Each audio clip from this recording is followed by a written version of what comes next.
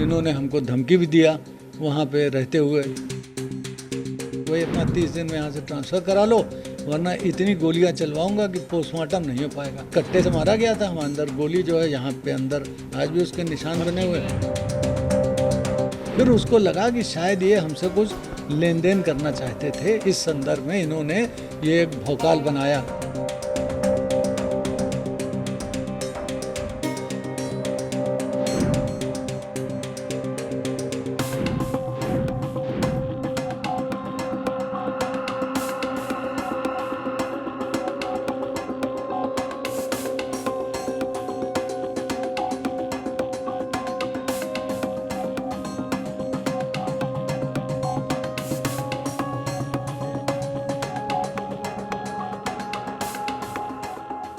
आप भिड़ते थे तो उसमें क्या कभी कोई ऐसा मिसहैपनिंग जैसी या कोई धमकी या कोई ऐसी चीज़ आपके साथ घटना घटी? क्योंकि कुख्यात अपराधी का तौर पे बताया जैसे गया, उस वक्त उभार था उसका और आप जेल मैनुअल का पालन कराने में लगते थे। नहीं तो वो तो हुआ ही है, ऐसा नहीं हुआ कि नहीं हुआ भाई। हम इन्होंने हमको धमकी भी दिया वहाँ पे रहते हुए कि हमको इन्होंने ये कहा, ऑफिस में आगे कहा, जब ये कुछ उनको जो चीज़ें हमारी नागवार गुजरी तो इन्होंने यही कहा करके भाई अपना 30 दिन में यहाँ से ट्रांसफ़र करा लो वरना इतनी गोलियां चलवाऊंगा कि पोस्टमार्टम नहीं हो पाएगा।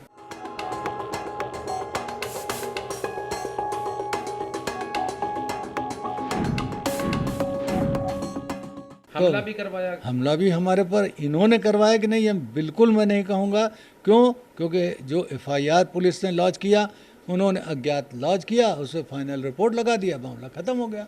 तो उसमें कौन सी, हम मरे तो थे नहीं। हमला हुआ क्या हुआ? नहीं, कट्टे से मारा गया था हम अंदर, गोली जो है यहाँ पे अंदर आज भी उसके निशान बने हुए। मिलने के कितने दिन के बाद ये हादसा हुआ? अब याद नहीं, मतलब था उसी के आसपास का, आगे का पीरियड होगा, महीना हो सकता है, वो हो सकता है, वो ठीक है। उस वक्त पे इतनी बड़ी धमकी क्योंकि अतीक अहमद को द्वारा दिया गया, तो कितना आपको क्या फील हुआ? क्योंकि आपके पास भी वो उसका हमेशा से रहा कि परिवार वालों के ऊपर भी हमला करना, ये सारी, तो आप भी एक एज अ फैमिली मैन क्या कुछ रहा उस वक्त? घर वालों का क्या रिएक्शन था कि जब अतीक अहमद से आपको इस तरह की? मुझे जब गोली लगी थी, रात का समय था, 8 साढ़े 8 बजा हुआ था, हम अपने घर आ रहे थे, हम ही इत्तेफाक से गाड़ी चला रहे थे, तो जहाँ जिस मोड़ पे हमारा घर था, जैसे हमने लेफ़्ट को टर्न किया है तो हमारी गर्दन घूम गई। अगर गर्दन हम सीधे जैसे गाड़ी चला रहे हैं सीधे बैठे होते तो यहाँ कनपट्टी पे हमारी गोली लगती और मामला ख़त्म हो जाता।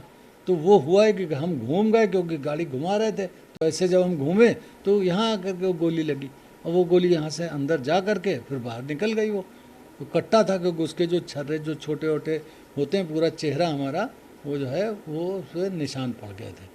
तो लोगों ने देखा, जिन लोगों ने, अरे बोले हम भी, हमको पहले लगा कि हमारी गाड़ी शायद टायर बर्स्ट कर गया है क्योंकि एकदम से धुआं उठा, तो हम उतर के हम पहले नीचे देखने लगे।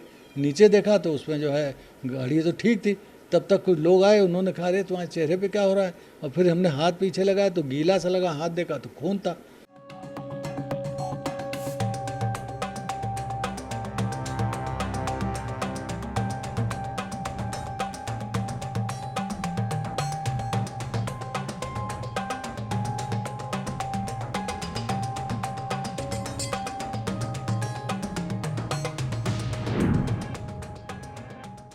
आप लोगों की जो ठनाठनी थी वो वैसे ही बरकरार नहीं है? नहीं, वो सब खत्म हो गया था, वो जेल में रहते ही वो बात बिल्कुल ख़त्म हो गई थी। अतीत ने जो है हमको हमारे घर वालों के बारे में, हमारे परिवार के बारे में जो जानकारी, जैसा उनका सिस्टम है, भाई उनका भी तो एक पैरेलल सिस्टम चलता है कि कौन कहाँ जाता है, क्या करता है, उन्होंने सब पता लगा लिया।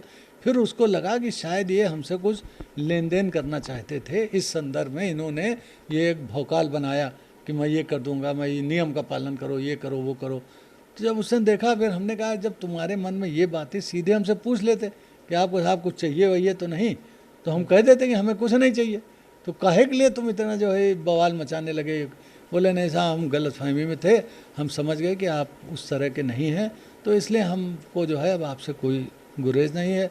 आपको घर इलाहाबाद में है, इलाहाबाद में आप रहते हैं, हमको भी यहीं रहना है, तो हमारी आपकी काहे की लड़ाई और काहे के, जब आपकी फील्ड अलग है, हाँ आप हमारे उससे तो कोई मतलब रखते नहीं हैं, तो हमको क्या लेना देना। तो इस तरह करके बात हमारे आपस में दोनों की, कोई उसमें तीसरा नहीं था। ये नहीं कह सकते कि कोई बीच में आया समझौता कराया, ऐसी कोई चीज़ नहीं थी।